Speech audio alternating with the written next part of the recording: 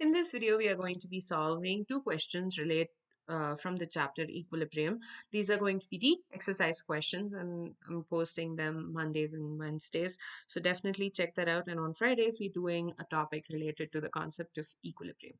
And definitely, let me know if there's any concept or topic or even an NCERT question that you need help with.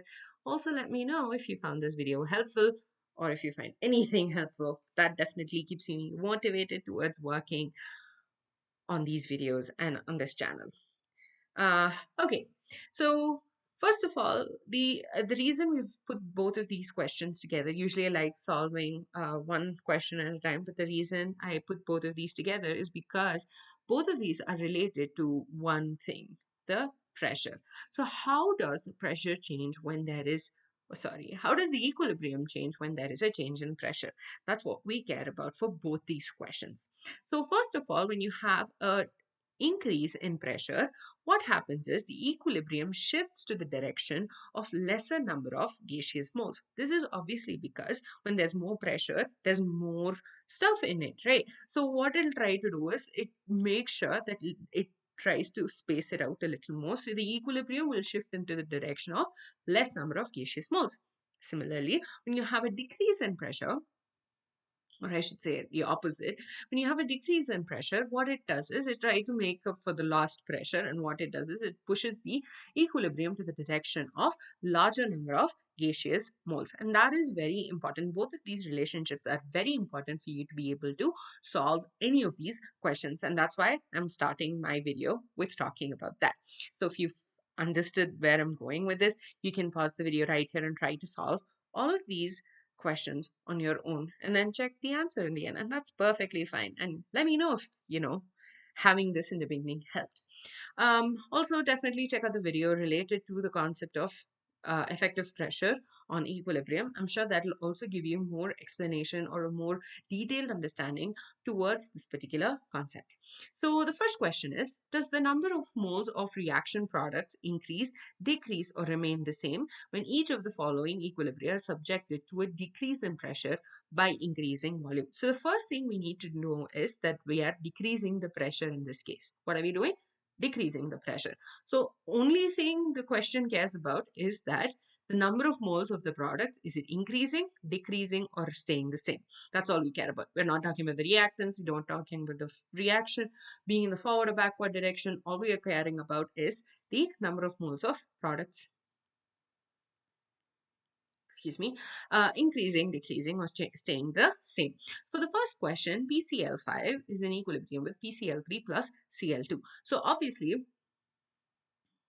when you have a decrease in pressure, if you notice, you have 1 mole of PCl5, whereas you have 2 moles in the products. Because you have a decrease in pressure, the equilibrium is going to shift in the forward direction because the number of moles of the products is more than that of the reactants, and so it's going to shift in the forward direction. And so this means that the constant or the number of moles of the product is going to increase. What is it going to do? Increase.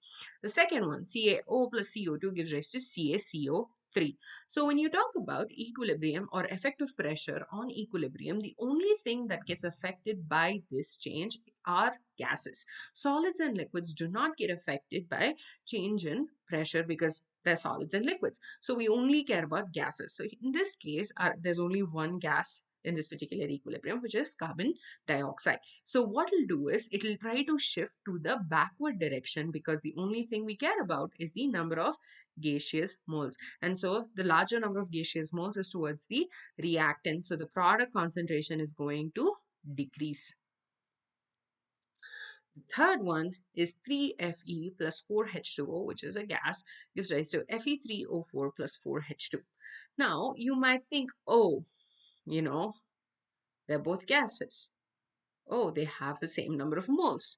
So there should not be a change of reactants or products. You are right. So in this case, because the number of moles of both the reactants and products, the gaseous moles of reactants and products are the same, there will be no change or it remains the same in this case. Okay, so all we did was we figured out which one has more number of moles and we said that the reaction is going to move towards that particular direction. That's it. The next question, 6.26, which of the following reactions will get affected by increasing the pressure? So in this case, we are increasing the pressure. So it will cause the reaction to go into forward or backward direction. We need to tell them that. And remember, when you have an increase in pressure, that means the equilibrium shifts to the direction of lesser number of gaseous moles. So the first question, COCl2 is in equilibrium with carbon monoxide plus chlorine, which is a gas. So the equilibrium is going to shift into which direction? So first of all, will this get affected by increasing pressure? The answer is yes, because you have different number of moles in reactants and products. So obviously it's going to get affected.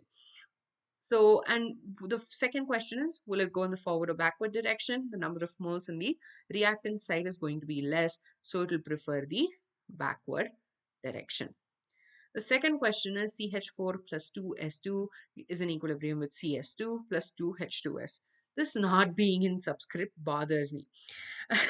So we need to figure out, first of all, the total number of moles on the reactants is going to be 3, and that of the products is also 3. 2 plus 1, and here you have 1 plus 2. So it's 3. So in this case, do you think it will get affected by a change in pressure? It won't. If you said no, you are absolutely right, because the number of moles on the reactants and product size are equal. So there'll be no effect, so it doesn't matter. It won't go in the forward or backward direction. That's not going to affect it that much.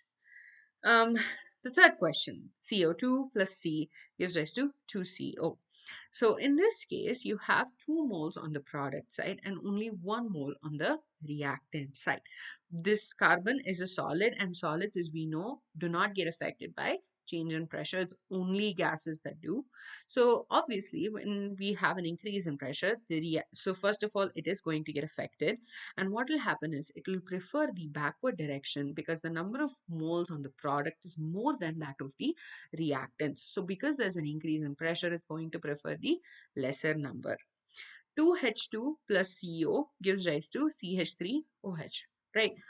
So first of all, you have 1 on the products and 3 moles on the reactant side. 2 plus 1, that's equal to 3. So when there is an increase in pressure, it would first of all get affected, but it also moves in the forward direction because you have only 1 mole on the product side. The next one is CaCO3 is in equilibrium with CaO plus CO2. This is just the opposite of what we saw there. When there is an increase in pressure, it will try to move into less number. So yes, it's affected, and yes, it prefers in the backward direction. The last one, 4NH3 plus 5O2 is in equilibrium with 4NO plus 6H2O. 6 plus 4, 10. 5 plus 4, 9. So your first instinct would have to, since it looks so big, you thought, oh, maybe it's not going to get affected. No, it is. That's because the number of moles, even if it is only 1 mole, there's more on the product side than the reactant side. So yes, first of all, it will get affected. So it's important to calculate the total number of moles and reactants and products, and it moves in the backward direction because the number of moles on the reactant side is less than that of the products. Even if it is just 1 mole, it is less. So it would prefer the backward direction.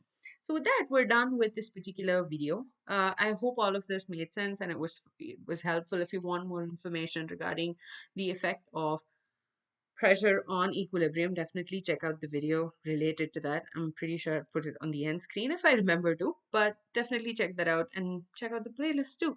In the next video, I'll be solving another example. Oh my god. Oh, exercise question. I said that right for the first time. Anyways.